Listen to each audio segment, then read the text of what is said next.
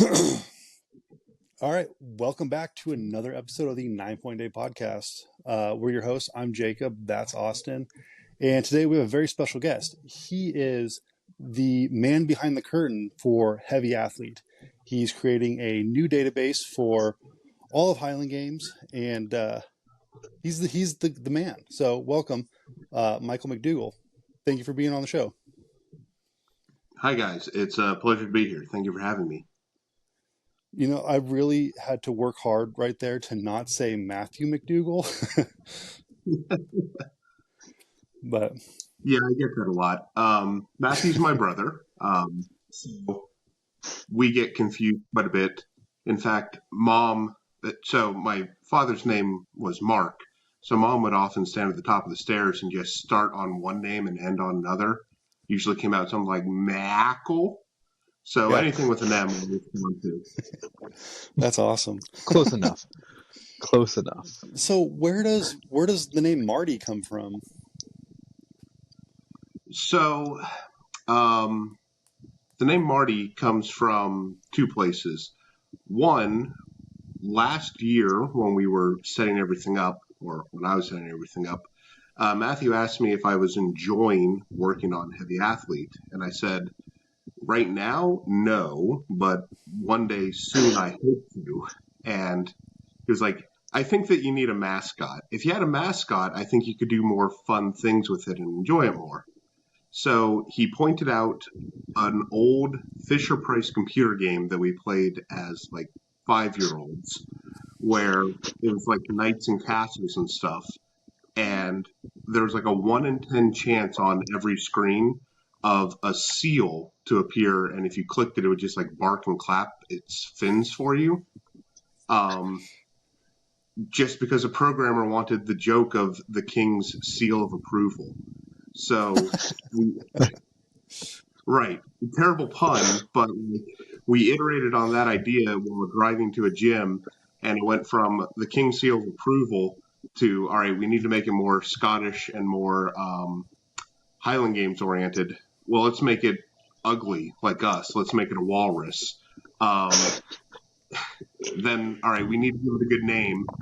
Well, in our family, we didn't go with Junior and something like that, but we wanted some way of passing on names from one generation to the next.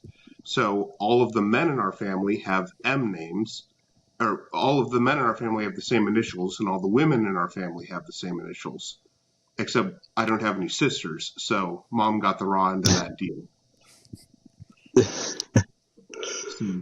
We needed one M name, and we just settled on Marty. So I had only looked at Heavy Athlete on my phone, and I had been on it a couple times. I'm like, all right, I need to replace my Nazca shortcut with the Heavy Athlete shortcut.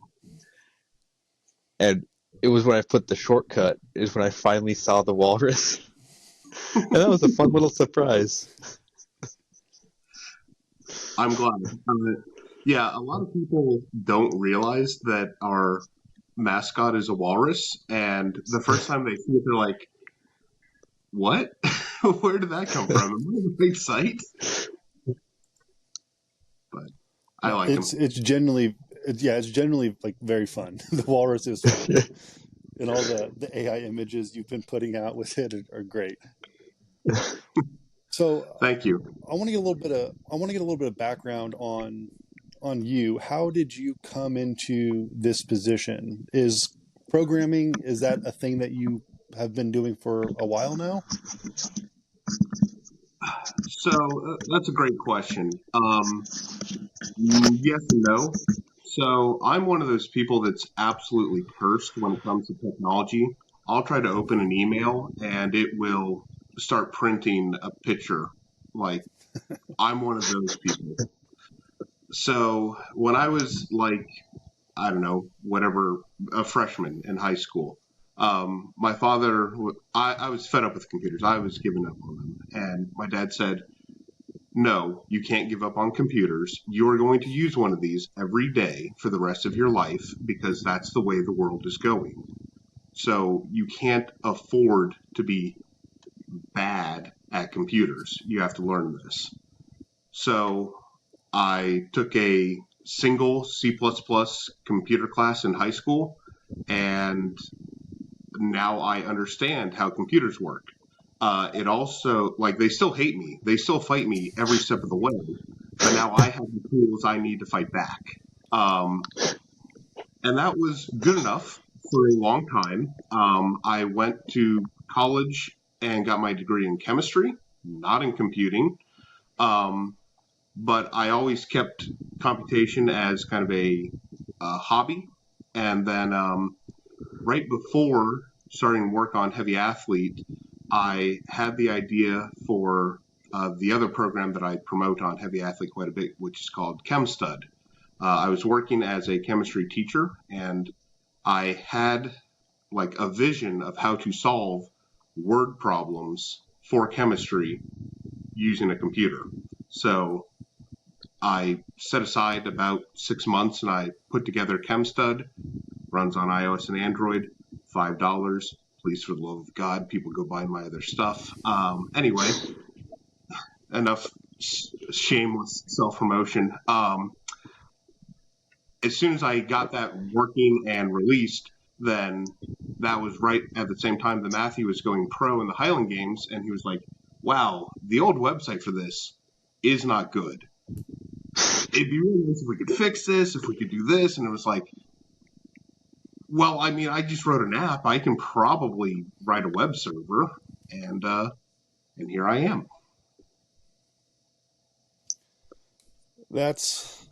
Well, I mean, I'm glad Matt went pro and kind of forced you into this.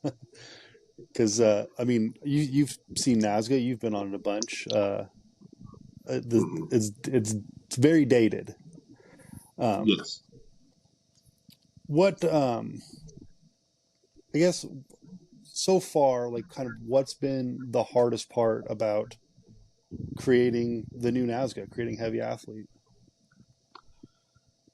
Ooh, that's a good question. So from a computational standpoint, there's really nothing hard about Heavy Athlete or NASGA.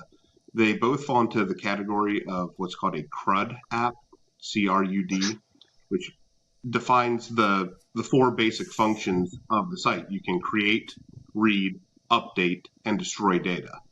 And if you can do those four things, you're a CRUD app, and that's like building a website 101. So while in principle, nothing we do is actually hard, what makes it hard is that the rules for the Highland Games are wonderful and nonsensical. So trying to figure out, okay, what are our world records? Who actually holds our world records? How do we verify this? How do we score everything? How do we display it? How do we update scores? All of that stuff. Like, it's not terribly difficult. You know, whenever you're looking at rankings, you're looking at thousands, or if you're looking at all-time rankings, at hundreds of thousands of these comparisons happening in milliseconds. Like, it's not that computationally intensive. At the same time, trying to get that logic in place in the first place, that's been the hard part. Right. So I wrote down a whole list of questions that you've probably answered on some of this other stuff you've been on either on Instagram or the video you guys made with Matt. But we're gonna do them again. Sure. So first one, I just remembered this one, and because we talk about scoring. You mentioned before that you guys are not going to display Caber scores on the overall rankings. Like, Caber's not going to factor into the overall results. Yeah. So here's my reasoning behind that. Caber, I don't think, should have ever appeared on the overall rankings, and I think that the evidence for that is that it was only worth 1,000 points for pro men, and everybody else had theirs shifted. I think that the point system that NASGA did for every other class was a good attempt. I think that they were trying to fix a problem, though, and the solution was just ignore the problem. How NASGA handles caber points is, I don't remember what year they picked, but it's in their documentation somewhere. They picked a year and they compared the top however many pros, I want to say 10, and they averaged their score. And then they looked at the top 10 of every other class and they averaged their score. They figured out, okay, what percentage of the pro score is every class, and then they added 10%, and that was the maximum points you could get for caber, which means all this time that everybody's like, oh, well, you know, our caber, if it was worth 1,000 points, we'd be doing so much better. It's like, no, screw you. You're actually getting 10% more than you should have. Like, they're a freebie point for you. So, but nobody knows that. Like, even though that is written on NASGA, like, that's publicly available information. I don't have any insider knowledge there. I just looked and found it. Like, nobody knows that. So I think that they fundamentally failed the mission in trying to convey this effectively and properly. So what we have done, everything before 2025 displays the exact same way that it's always displayed. 2025 and moving forward, by default, you won't see caber. It's just not there. If you still want to see caber, because I understand our brains are wired for having those extra points in the score, it's how we think about these things, and it's going to take some time to relearn a better way to compare people. Right at the top of every rankings, there's a button that says Show Caber, and if you click it, it'll bring caber back and it'll add the points for you. But now everybody is out of 1,000 points instead of whatever the numbers were, to make life just simpler. So it's an optional thing. You can turn it on and off, but by default, it's going to be off as people try to, as I'm trying to adapt how people think about the games. I don't think that there's the fundamental problem here is there is no way to compare one tree to another tree. Cabermetrics had a good system for it, and it was really close, but it required the AD to enter way too much data, and so it was never going to work. Yeah. No, I said there is a way to compare. It's just extremely complicated, and you're never going to get actual accurate numbers for consistently across cabers. Like, I bet there's 15% variance on what's written on a caber versus what it actually is, kind of across the board.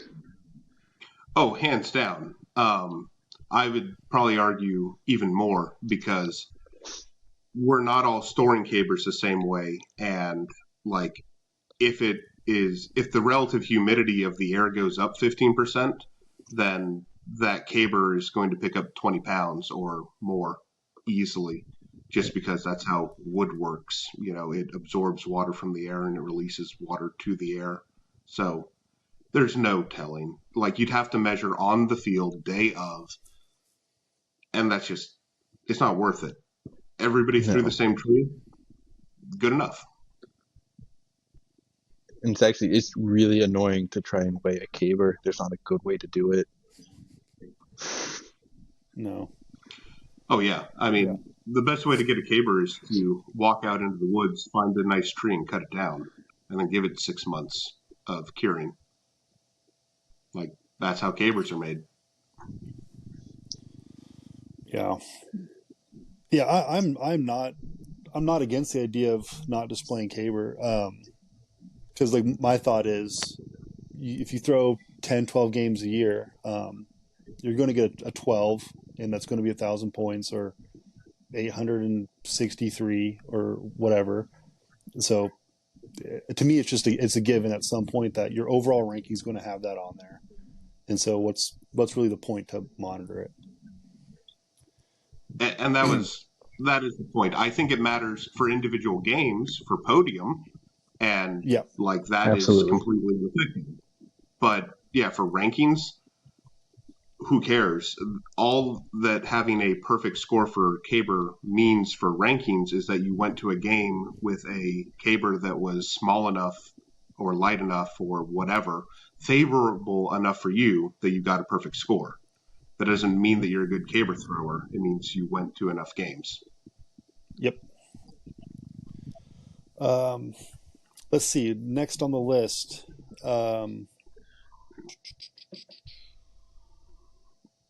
let's talk about flights, because there's been some confusion with what is a flight and why are you eliminating the classes. Yeah, and that is the question that I get all the time. And the answer is I'm not eliminating classes. In fact, I have more classes than anyone ever before. I have more classes than NASCA, Scottish Scores. Cabermetrics actually had me beat, but they had some wild classes to make their math work. All of my classes are recognized by somebody other than me. So, yeah. So, classes versus flights. In a nutshell, the class is where your scores go for rankings. The flight is who you throw on the field with. And so the only classes that I've really done away with are amateur A, B, and C. That is the only class that was never actually a class. The class there is amateur men. And if you're an amateur man, your rankings are compared against all other amateur men. If you're an amateur man B, that just means you're not going to win. If you are at a game and you are being compared against all the amateur men there, you're probably not going to win overall. So the AD has split you into multiple flights on the field and said, hey, you're throwing with this group and you'll get a prize or, whatever for whoever does best in your group. And you guys are in this group and you get a prize for whoever throws best in your group. We've had this concept for a while, but it was something that, because of how NASCA presented the data, it just got so muddied in the minds of the Highland Game community. This is something that's happened in track and field since people have been throwing rocks in fields, is breaking up by skill level and then by and talking about that skill level in different contexts on the actual field and overall. And classes are for overall, flights are for on-field performance. Yeah, I was one of those people when I first heard you guys talk about flights and classes. I was like, well, this is unnecessarily complicated, doesn't need to happen. And the more I started thinking about it, I was like, anytime I went on NASGA and like looked at rankings as an amateur, I never clicked on amateur A or super A. I clicked on all amateurs. So I was looking at the entire list of all of them. And the more it made sense. Like, you're not changing anything an AD would do on the day. I guess in a sense, it's giving the AD maybe a little bit more freedom to break up the group how they see fit than what the athlete thinks they need to be at, like what group they need to be in. But yeah, it's good. The only thing it does is it gives the athletic director more freedom of expression, because you can, on NASGA, for example, if you are a Masters men that is 42 years old and you are under 200 pounds, then your throws with valid implements count for lightweight. They count for Masters men. They count for Masters men 40 to 44. They count for Masters men 40 to 49. They count for Masters men 40 to 49 under 200 pounds. They count for something else. Like, that is a lot of data. And so you have these scores that are entered 2, 3, 4, 5, 6 times on NASGA, and it's the same athlete with the same scores, but in various classes, so that that data gets reported everywhere it's supposed to the various organizations that are looking at NASGA. Well, that's a pain for athletic directors. That's a pain for athletes, because then you have, if your AD entered it wrong, you have to go in and you have to mirror your scores to all of these other classes, because, hey, you put me in as a lightweight and as a master, but I'm trying to compete in lightweight masters, and like, good God, those are different things on NASGA. So what we have done is, by simplifying the classes and collapsing them down to what's actually being looked at, if you put in the score as a lightweight masters men for the class, then when you sign up for heavy athlete, I know how old you are. You had to give me your birthday. I don't do anything with that except say, hey, you were 44 when you threw that implement, so those scores count for masters 40 to 44. And I handle most of that time stuff for you. If you're a lightweight and it's a master's throw, then that counts. I get to do all of the data shifting that was requiring people to enter their score 6 times. You only have to enter the score once in the most appropriate class, and I will get it where it needs to go for everything else.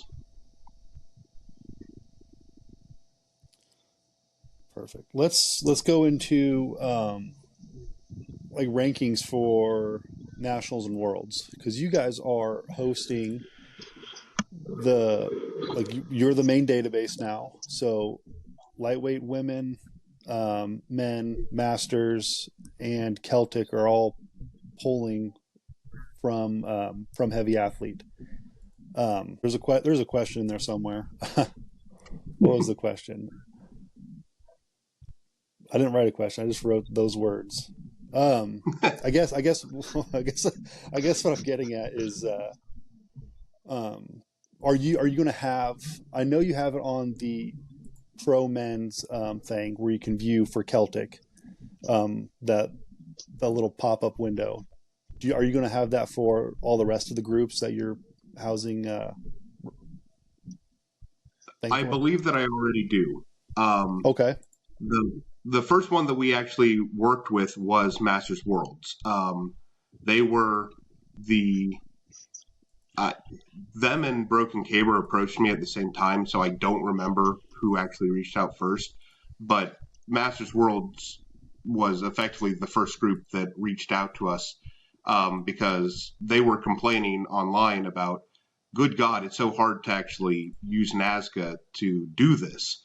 And we said, hey, have you looked at us? And they looked at us, and within a week, we were talking, and they were like, yes, please, for the love of God, you have a better system. Can you help us with this?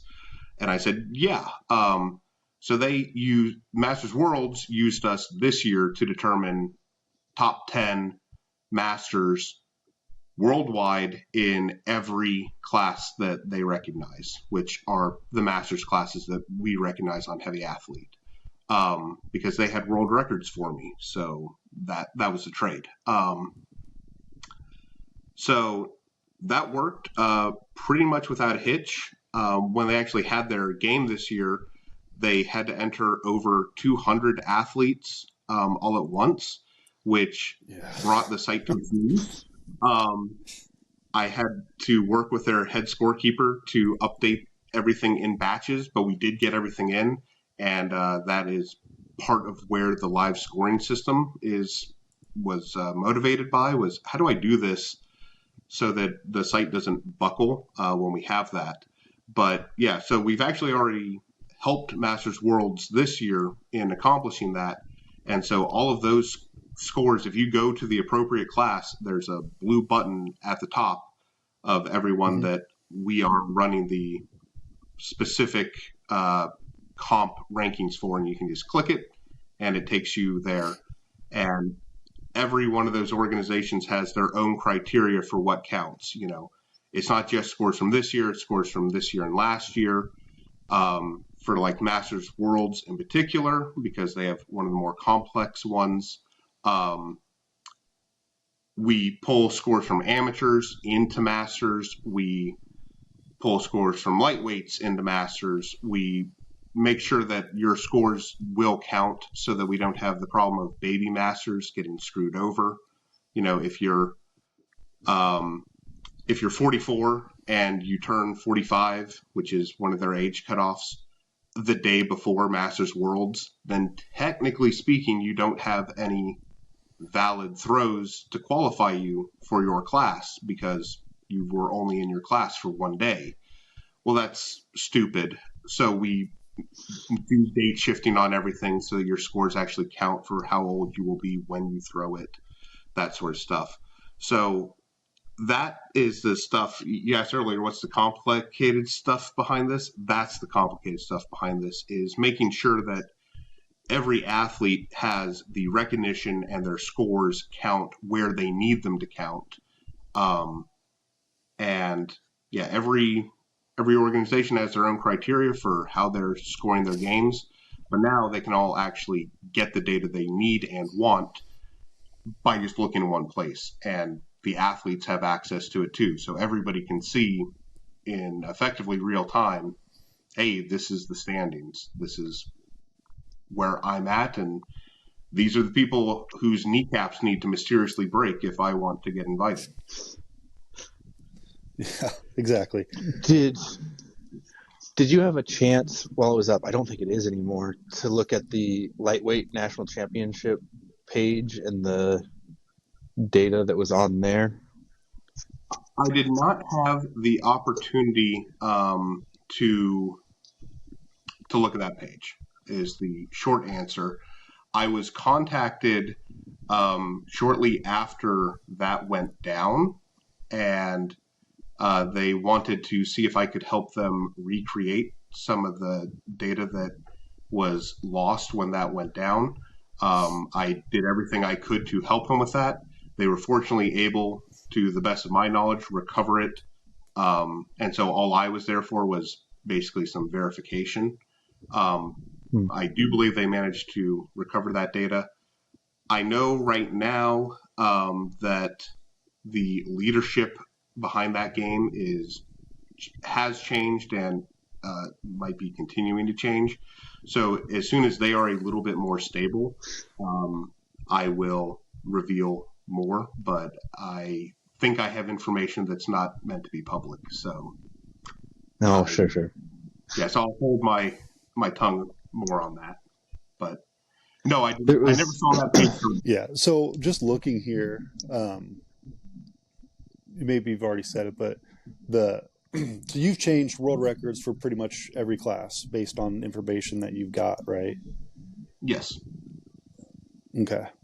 Well, instead of sending you an email about it, I'll just tell you now, the world records for lightweights are incorrect, but I think some of them are right. I believe that. The lightweight world records, I am still waiting for the official list to be sent to me so that I can do that. So those were off of my best working knowledge, and I've mentioned it elsewhere, but I'll say it again here for clarity. Because of the difficulties in trying to make sure world records are correct and up to date, and this is going to be a yearly thing to keep them up to date, I will have everything correct every year by January 31st. I won't be changing. If you set a world record in February, that's awesome. We'll celebrate it, but that doesn't affect scoring until next year. I won't be changing world records and screwing up people's points mid-year. That'll apply for next year. But the date that I'm finalizing them for every year is going to be January 31st, so that I have the time to get with these organizations. So yes, I actually know the lightweight world records are not 100% up to snuff yet. I have not had those verified yet. But everybody else should be pretty good. That is an excellent catch. Yeah. Uh, so now on to Celtic rules. So you guys are so like how all this came about. Like Nazca started for Celtic placements and things like that. To my understanding, that is correct. And on Nazca, they had that little bar, that little window with the bar that had top 10 of people who can go to Celtic and not. And you've brought that over to the other classes, like or yeah, like we've discussed. But now you have the rules for Celtic, which is very interesting. And because like I don't recall ever being able to see the rules beforehand. Were they public on Nazca? They are.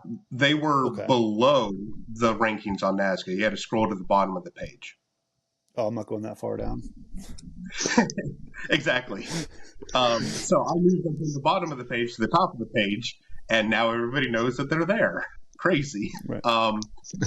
The other major problem with the rules as they were written on NASCA was they had clearly been updated partially a couple of different times. And so, like, you can go look at it right now. I think it's still up.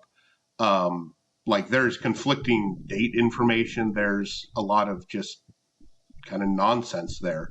So I spoke with Celtic directly, and it was like, hey guys, I'd like to help you with this. I'd like to do this for you for free. But like, one, I need your permission and approval to do this. And two, you got to explain these rules to me. What's the actual date? Like, I don't care what it is. Just tell me what the date is and I'll do it. So to the best of my knowledge, those rules are as accurate as they can be. And there you have it. Makes life very easy, I think. So I guess the question I have that maybe you don't know, but on the rules, it says if you are uncertain if the festivities provided are sufficient, direct any inquiries to info@celticfest.org. That feels vague. Like maybe you're hitting all the marks, but some arbiter of truth gets to say that your games didn't meet the requirements, so now your scores no longer count.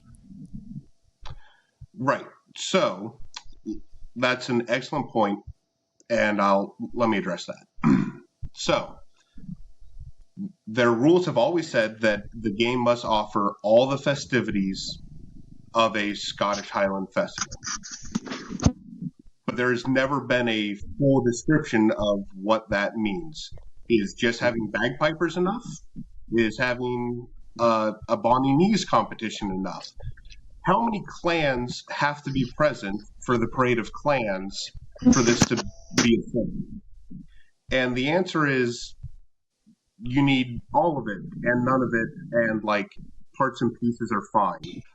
Yeah, so the Celtic has always said that you need to have all the festivities, but they've never been clear about what all the festivities were, and that has caused a lot of concern and just been, clear as mud to the community for a long time. So that was one of the things that I asked them about, and it was like, what are they? And the answer is still clear as mud. But that is the email. That is their email. You can email them and ask them. So if you have pipers and 4 clans and that's it, because this is your first year running this event, send them an email and they'll say yes or no. But now ADs can know that ahead of time instead of us as athletes trying to figure out post hoc, did this thing actually count or not? So now it can actually be known to the AD ahead of time, yes, this counts. But like I said in Matthew and I's video for Christmas, I'm not Celtic. I'm not on their board. That's their decision. However, not on their board yet. Well, we'll see. But I have no intention of joining anybody else's boards. heavy athlete's more than enough for me right now. However, one of the things to help with clarifications, how I've implemented things for Celtic, ADs, when they are creating a game on Heavy Athlete, there's a whole bunch of boxes you have to check, like what's the name, how much are people paying, where is it, what classes do you have, all that stuff. Put in a description, put in whatever links you want, all that crap. One of the boxes is now, this game counts for Celtic Classic, and it's just a checkbox. And if you check the checkbox, then it gives you a pop-up and it says, hey, this is what that means. And it basically repeats the rules that you see on that page. And they say, yes, to the best of my knowledge, this game should count. Only games that have that box checked are on that Celtic tracker. So there is, a bit of a faith and honor system here that the AD is not lying, that they, to the best of their ability, are completing those requirements. However, Celtic also has the ability to go and write a rejection message. So if the AD has clicked the thing, then it will be there if it meets their criteria. There's a couple of criteria that I can check automatically, like you have to have at least 4 pros. Well, I can check that for you. It has to be in America. I can check that for you. So, I can do some pre-screening for them so they're not just bombarded by lots of games that wouldn't qualify anyway. But if a game goes to that fully qualified status, which you can see all the games on the Celtic tracker there, there's a secret feature for Celtic officials to go in and click it and say, no, this game doesn't count because XYZ. If they do that, then that information is now public. So hopefully that helps clarify for everybody, hey guys, we thought this game counted, but no, Celtic has reached out and publicly said, no, it didn't count for XYZ. And, if it's absolute garbage reasoning, like they leave it blank, then I'll reach out to them and say, hey guys, what the hell? But if it's something that's valid, no, we were there and this was a backyard game and they didn't have dancers or anything, it was just a pure athletics game, then okay, cool, whatever. At the end of the day, it is still their game that they're putting on, so they get to set up the rules. Right. Can't argue with that. So because it's no longer the North American thing, we're now able to recognize other countries with Heavy Athlete. What countries have already started kind of adopting it, if you're aware of any? Sure. So I have actually been on the phone with Sweden, which, is a fun thing when you stop talking about yourself as an individual and you start talking about yourself as an organization and talking about somebody else as an organization. Yes, Heavy Athlete has spoken to Sweden. That was me staying up late and having a conversation with them. But they're on board.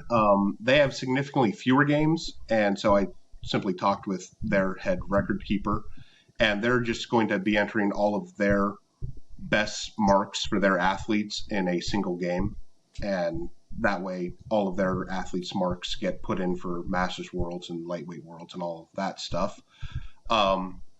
They are currently reaching out to Germany on my behalf to set up a call between Germany and me. So I know those two in particular, but yeah, besides that, anybody can enter scores. I don't have it geo-locked to the US. For a while, I had it for our NASGA compatibility stuff. NASGA only recognized scores from the US, Canada, Scotland, Australia, and Iceland, I think. There were 5 countries that NASGA could accept scores from. and so I did as well for a while. But to the best of my knowledge, I dropped that a while ago, and you can just type in whatever you want into the country field. Do you think Scotland will adopt heavy athlete? Boy, I hope they do. So Scotland already has its own system in place, and I love their system. I think it's wonderful.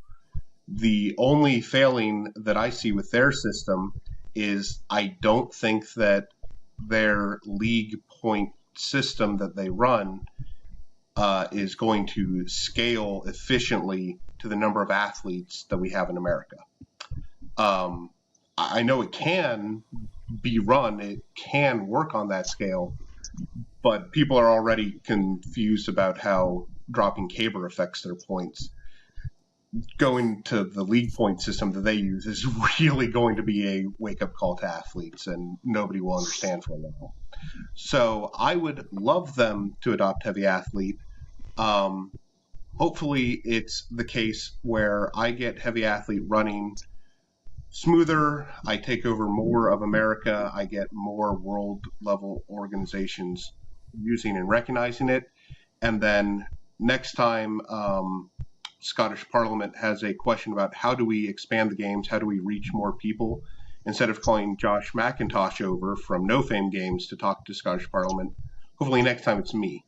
Not to throw any shade at Josh McIntosh, I think he did wonderful. No Fame was one of the first people to use heavy athlete.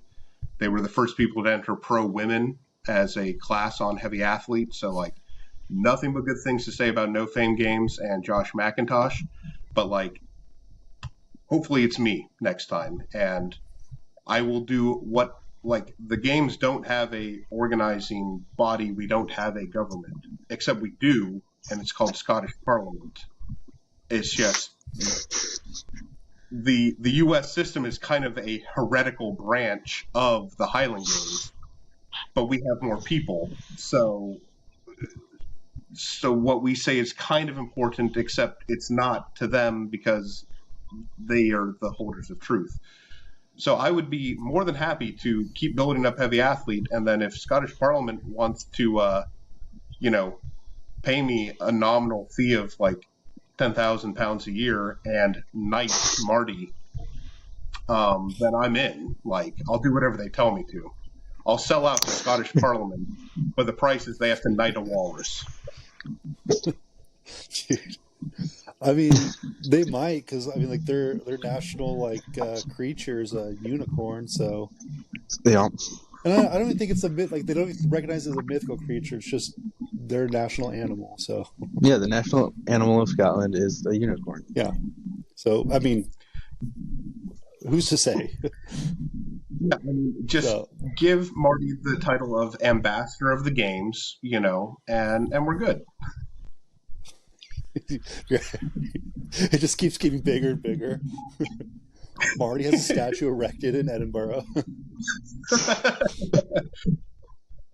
So you mentioned their the Scottish how they database and score their stuff. What exactly are you meaning? Because I have not found anything from their stuff.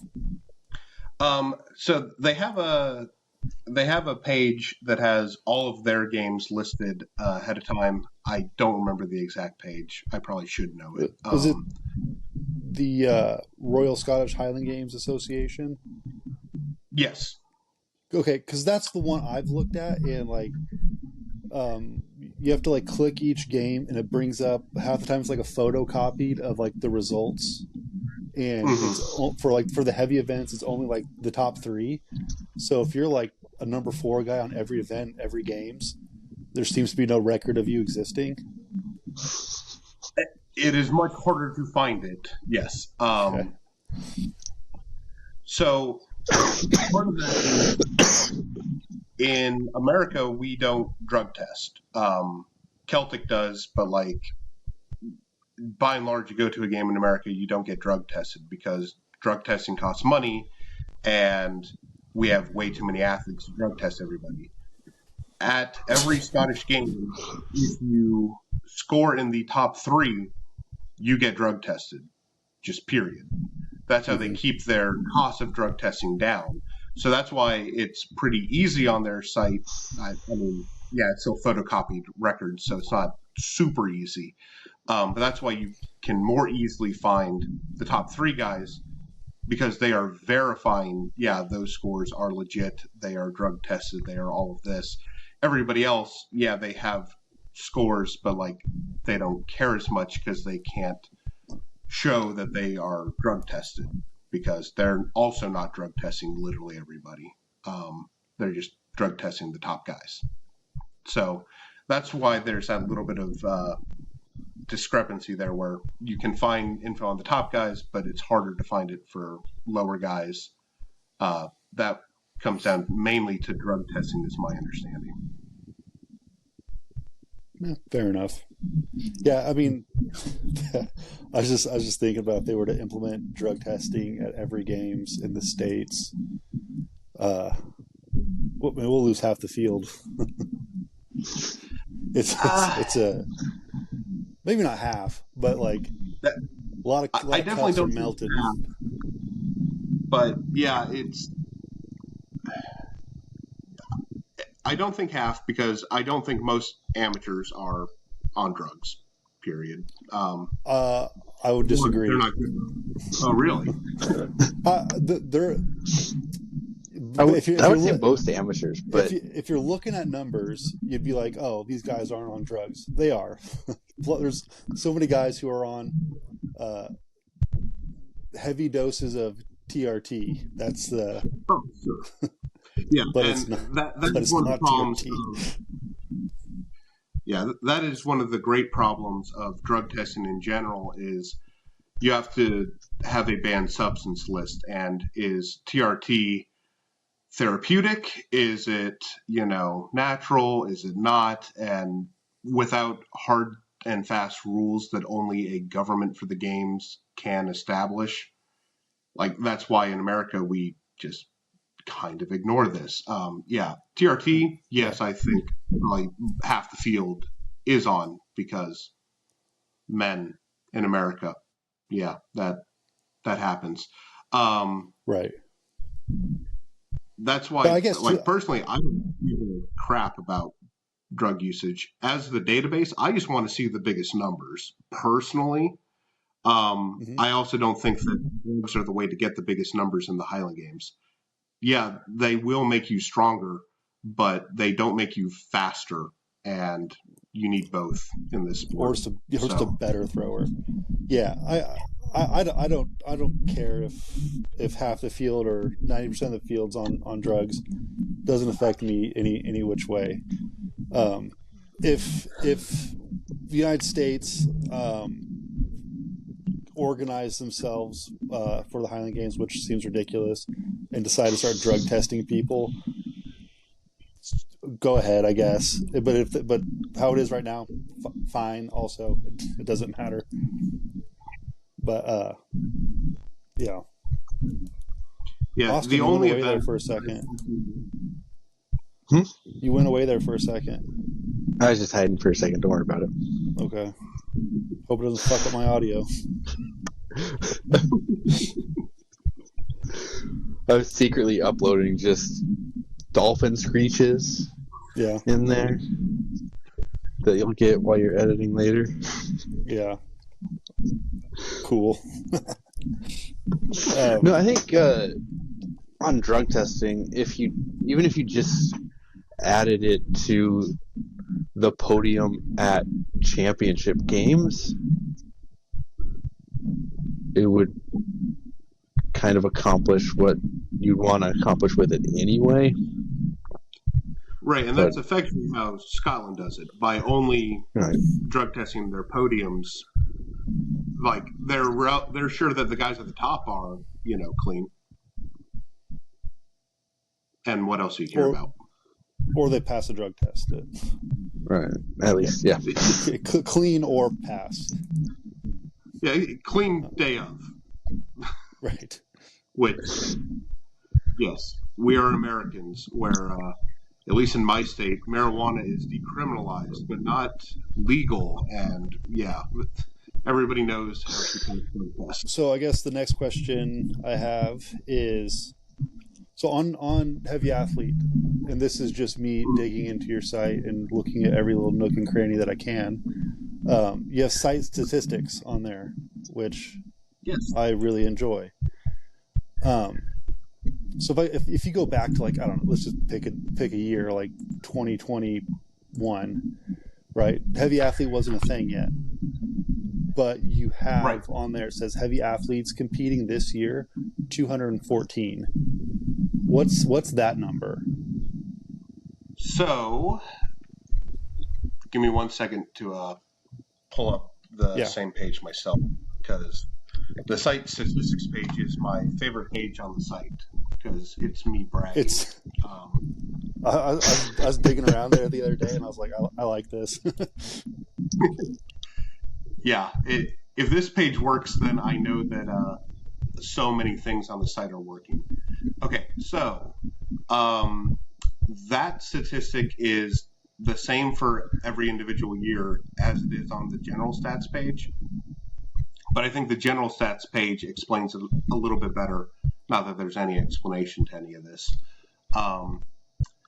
The total number of NASGA athletes is just how many NASGA athletes are in our database minus the number of total heavy athletes. So, like, the total number of athletes in the database is 21,861 plus 995. How you go from being a NASGA athlete to a heavy athlete is you create an account on Heavy Athlete. Like, that's what that number means. There are 995 people that have taken the time to give me their email and birthday and do that. Oh, okay. So, like, go ahead. So just in, like, 2020, there were 141 heavy athletes, and that's just people who have competed that year that have also created, like, a profile. We are members of the group now. Yes. It's just okay. Yeah. And when you create your account, there are technically two versions of you, at least, in the database, right? Because you'll have your old NASGA scores and you'll have your new blank account. And when you go and claim your historical scores, that's when you collapse all of those NASGA scores into yourself. And so at that moment, the number of NASGA athletes goes down by one or two, because lots of the women have their names spelled like two different ways. And so your scores get collapsed, and we lose NASGA athletes and we gain heavy athletes. And so that's exactly what you're seeing if you go to, like, 2020. You're seeing 141 people have claimed their scores, and they have scores from. Perfect. Yeah, that's I like it. I really like it because seeing the total athletes competing this year, 3,674, and I went digging, and like, pre-COVID, like, let's go 2019, we are past, like, the pre-COVID numbers, which is a good thing. This is one thing that people are talking about, that they're like, oh, it's going to be tough to get, like, back up there, like we were on a roll or whatnot. And I think we are, just as a group, are doing pretty good.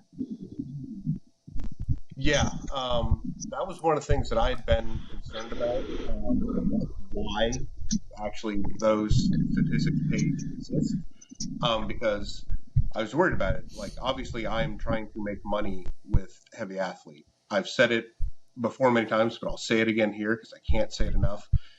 Any feature that was available on NASGA or Cabermetrics for free is free on Heavy Athlete and will always be free on Heavy Athlete forever. The end.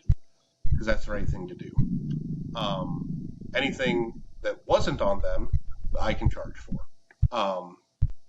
So,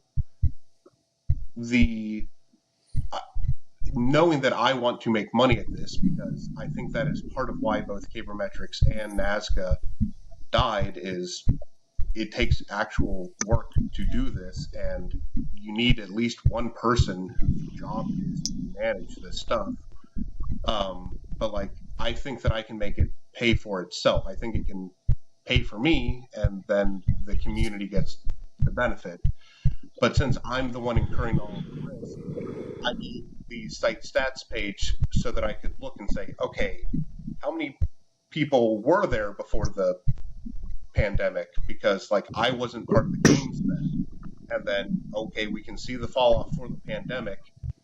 And you look at 2024 and like, we're back, baby. It took a while, but like, the games are in a good place again. The total number of athletes is back up. Total number of games is back up. Total number of throws is back up. Like, there was a dip, it hurt us for a couple of years, but we are back at those pre-pandemic numbers. Mm-hmm. So, on stats, would it be relatively easy? It's not a helpful number, but it'd be an interesting number to have the total distance, just everyone combined in miles of PRs for the year across all events. Just one number that's like 300 miles, or I don't know how big that number would be. It's not helpful, but it would be kind of fun. I like that a lot. I could also do that by like, right? We could have total distance thrown by the community for the year. We could have the total distance of PRs for the year. We could have the total distance, both of those metrics, PRs and just total distance thrown, for every class for every year. It would kind of clutter the page. I'd have to figure out how to collapse it and make it look pretty. But I like that. That's good. That'll be so far, because this year was 83,683 throws. That's a lot. That's a lot of throws. Well, and unfortunately, you only get the best throw on the day, so the real number is going to be like 2.8 times farther than that. Yes. Well, and that is something I've thought about in the past, and something I really want to try to fix, because obviously the power of Heavy Athlete and some of our paid features is the statistical analysis that we can offer, and we can only show you one throw per game per athlete, which is just not a lot of data when it comes down to it. So that's kind of the secret reason behind the live scoring system that I've been working on, is it's going to give me way more data. If I'm actually, present in the form of an app at every game, and you are entering every score, so I have the complete score sheet, not just the top level data that I have right now, then it's not going to affect games. It's not going to affect rankings. It's not going to affect any of that stuff.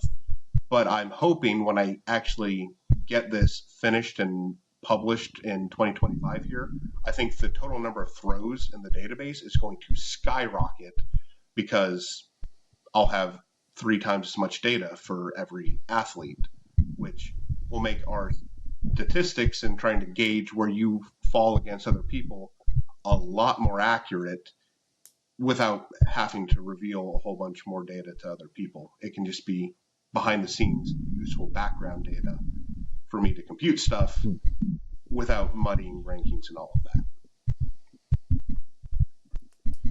What kind of paid features are you offering now, and maybe something that you're working on?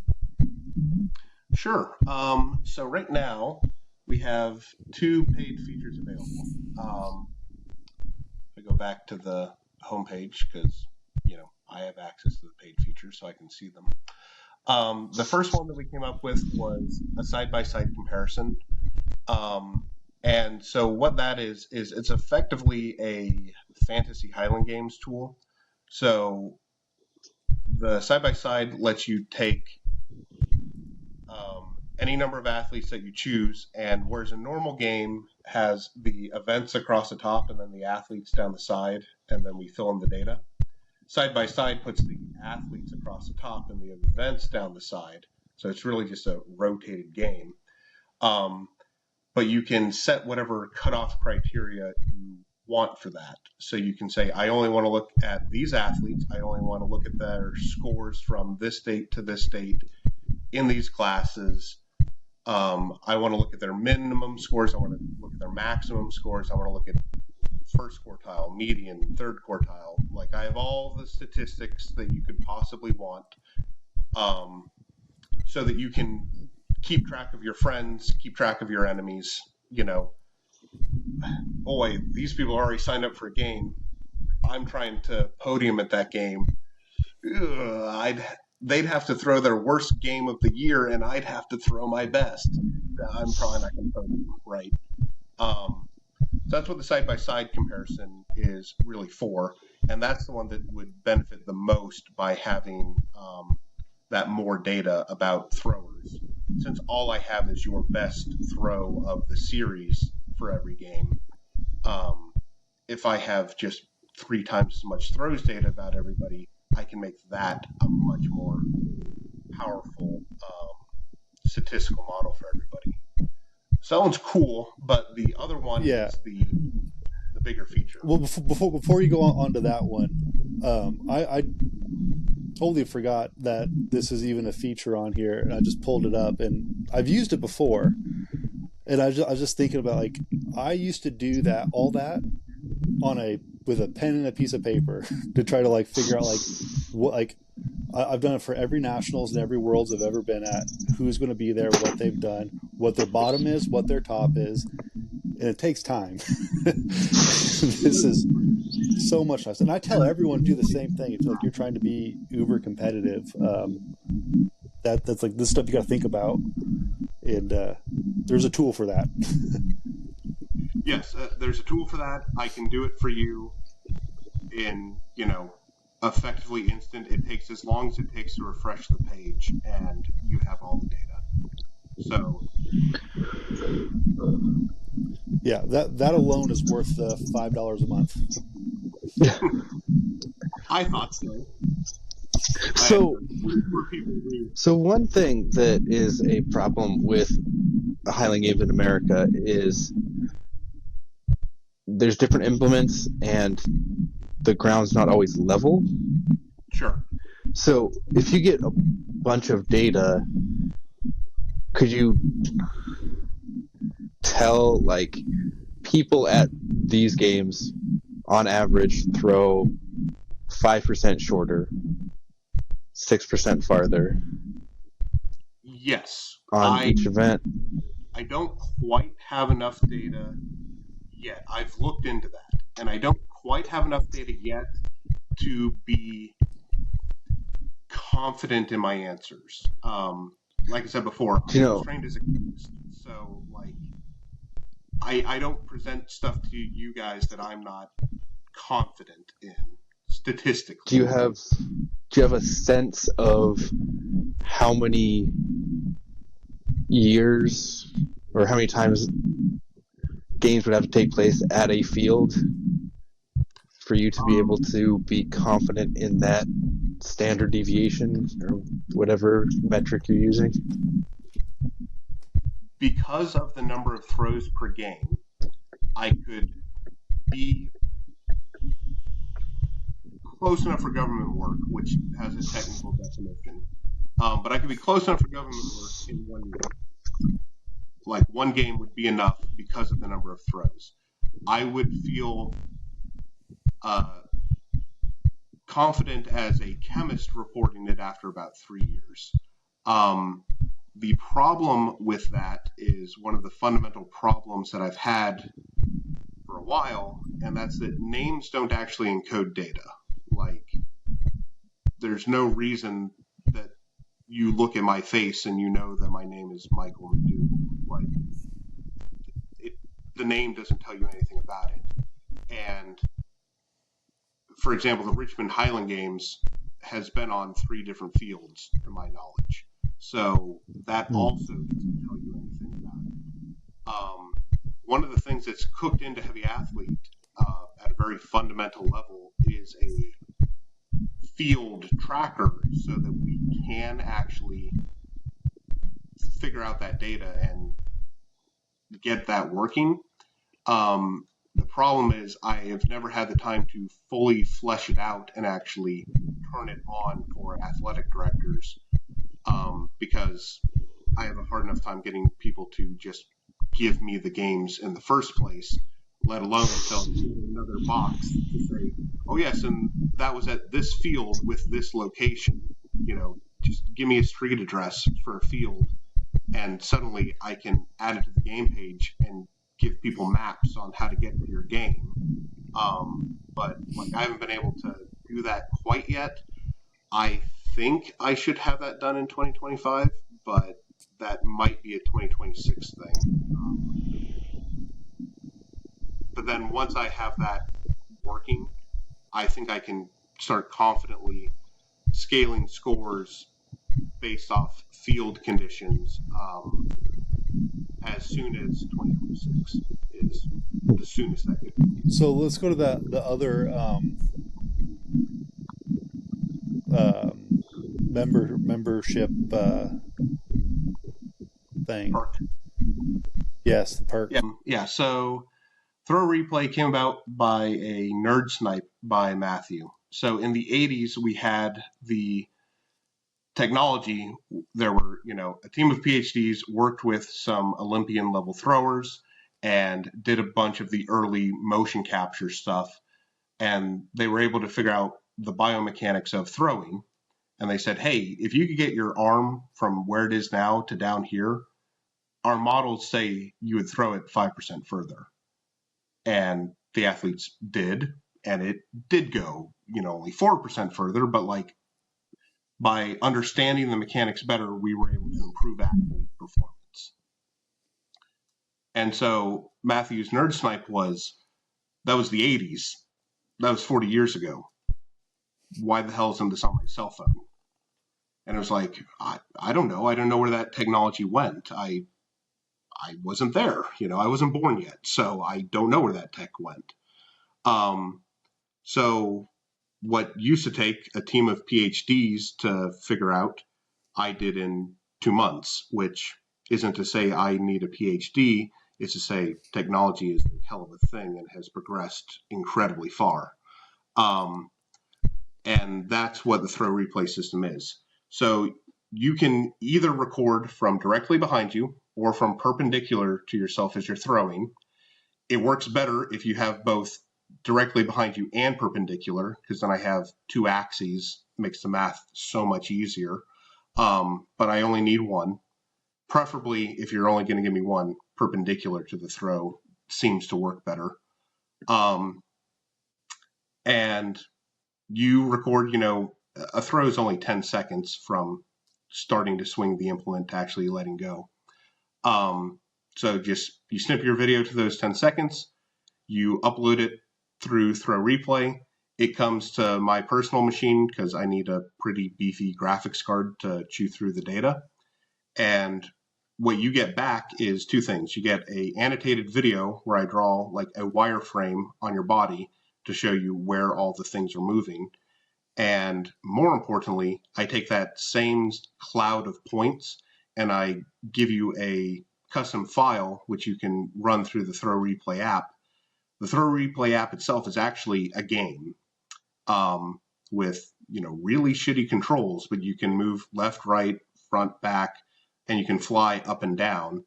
And you can replay the throw either in real time, half time, or go frame by frame and step through it.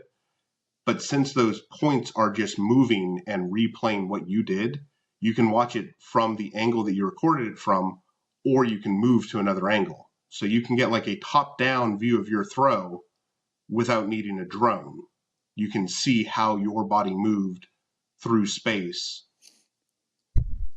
from any angle. I think Throw Replay is really cool. I hope that it is a tool that will help push our understanding of the games forward by a lot, because one of the things I've noticed is everybody talks about throwing techniques like they have a clue what's happening.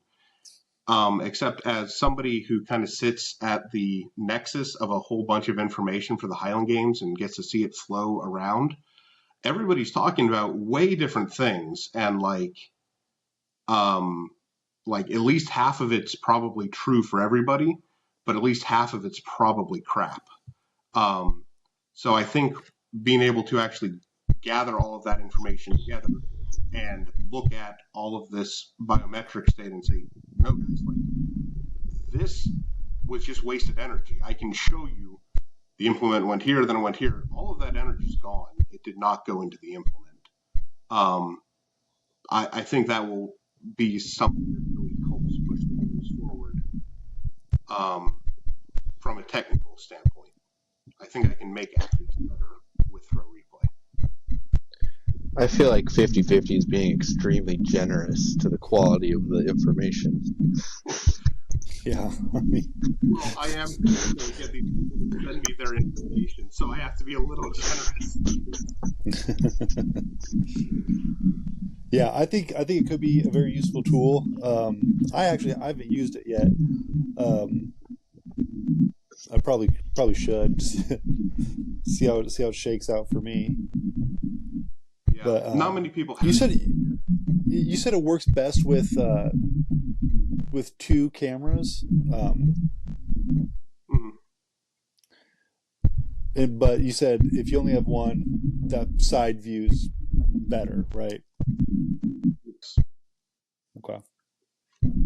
Because if you only have, like, I can tell X and Y pretty easily and very accurately, right? But it's hard to tell Z based off just a camera. Sure. And so you want the one where I'm going to get the most data. If I screw up where your shoulder is, like in and out of the picture a little bit, it's not nearly as big of a deal as saying, oh, you only moved 7 feet of the trig. No, like you want to show me you moving across the trig more accurately. But having both perpendicular to each other, that's what gives me the most data, because then I can tell you both your X and Y. I can use the Y for both to get into the same reference frame, and then one of the X's is the other one's Z, and now I have all the data that I need. So if you can only give me one side view, I can give you way better results. If you can give me both, I can give you an incredibly accurate picture of how the throw actually went. I like it. Let's move into like athlete profiles. So every athlete who makes a profile on Heavy Athlete, they're able to customize and like have like a whole like description about themselves and add a profile picture in tags, which I just found out that just the other day that you could have a profile picture and have like hashtags on there. Can you search on Heavy Athlete to find your hashtags, like the ones that like people are using? Yes and no. Okay. I haven't set up the full search for the tags themselves yet. But if you click on them, so like I'm on my own page here, so I have the tags Marty Fan Club, Beta Testers, and Virginia. If I click on Virginia, then it will load the Virginia tag page. Oh, except it says error. I don't know what that's about. I just clicked it too. My bad. Cough. So what this page is supposed to show you, and I will look into this and probably have it fixed by tomorrow. What it's supposed to show you is a list of everybody that has that tag, and it has their best scores for the year. You know what? That's probably why it failed, because there's probably no scores for the year. That's probably the edge case that we ran headlong into. Let me write that down. Yeah. I'm the So first hashtag 9 We're point day helping. on there, so nice. So yeah, it will show you everybody's scores. So it's kind of a community building thing where you can keep track of your friends. Yes, you can have a 9 point day one, and you guys can have your own. You can have one for your subscribers, or your listeners, or I don't know what you call your folks, but um, you know, and then everybody can see everybody else in that grouping for kind of a quick reference. The and you can go to everybody's pages from that. Like everything that's blue on Heavy Athlete is a link, right? So should be helpful to kind of connect, and you can keep tabs on your friends. Um, like I said, I haven't done the search for it yet, but for now, I think that it's a decent solution. You mentioned the photos. That was actually something we added fairly recently. Like I don't know, 3 months ago or so was when I finally got into adding photos. Um, and you asked, what are some of the things that I'm working on for Heavy Athlete? One of them that I really want to have is game photos for games, because a profile for an athlete and a profile for a game are basically the same thing, except one is a collection of games with your scores, and games are collections of athletes with their scores. So they're sister concepts, right? But I want games to be able to have a photo area where it'll probably be a separate page so it doesn't clutter up the main game page. But then anybody that was at the game should be able to upload photos for free so that people can see it. And that could be a useful way for ADs to like snap photos in the field to show off the facilities. Lots of these things happen at breweries and stuff. So like, promote your venue, show off their really cool yard, take a photo of the beer board, promote your venue some. And also let people promote themselves and athletes. So that's one of the things that I'm working on amongst many others. Yeah. Well, that's all the questions I wrote down and just topics I wanted to talk about. But just kind of some final thoughts, and this is just to the listeners out there that NASGA is going away. Heavy Athlete is the future.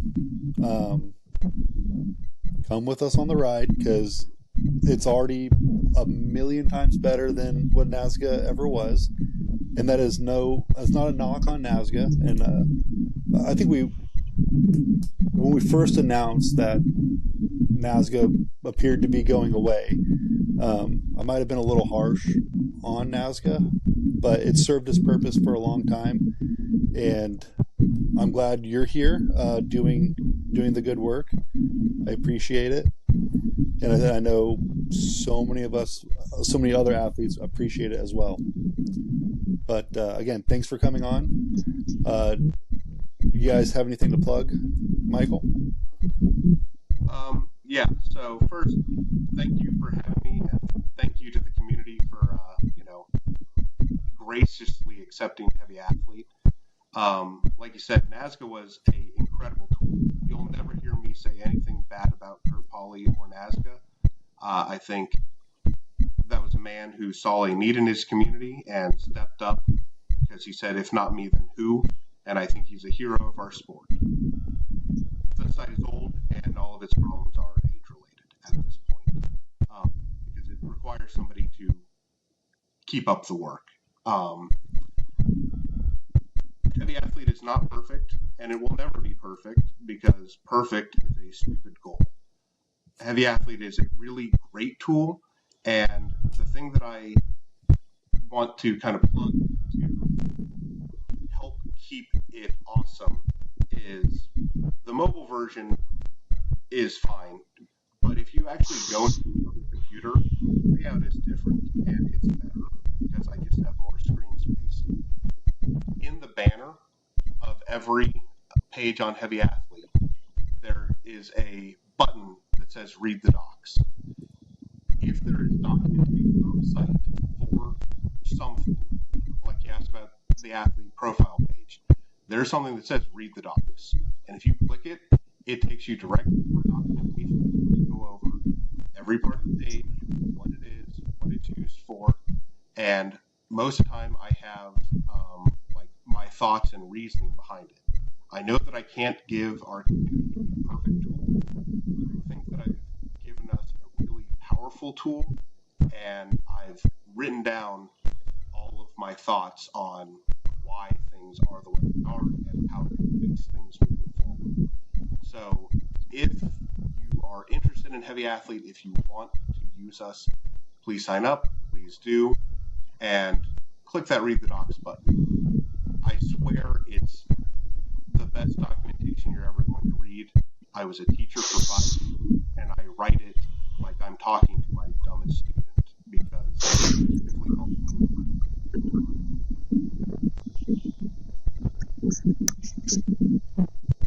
Awesome. Austin, any final thoughts? I think so. Thanks for coming on, chatting with us. Yeah, thank you. Explaining everything you got going on there is really helpful. So, looking forward to dig into it more this coming throwing season. I am hopeful that this coming throwing season, with kind of forcing ADs to switch over to us, that we have more games on us so that our game finder is more useful to people, that people have one place to sign up for and pay for games, because that's the way that the site makes most of its money. People sign up for the $5 a month. That's awesome. That helps support me directly. But if money moves through the site, we collect a small fee of that. If you read our docs, it breaks down the entire table. I make 2 cents off of a $15 game sign up. That's what I have to do. So, like, I'm not trying to nickel and dime the games. I'm not trying to bankrupt anybody. But, like, if every AD actually used us for signups this coming game season, and I was collecting, 3 cents a head, I could work on Heavy Athlete full time and, feed myself. So that's cool. I'm incredibly hopeful for this coming game season. I think that we're entering a new renaissance for the Highland. Well, again, thank you for coming on. That's it, guys.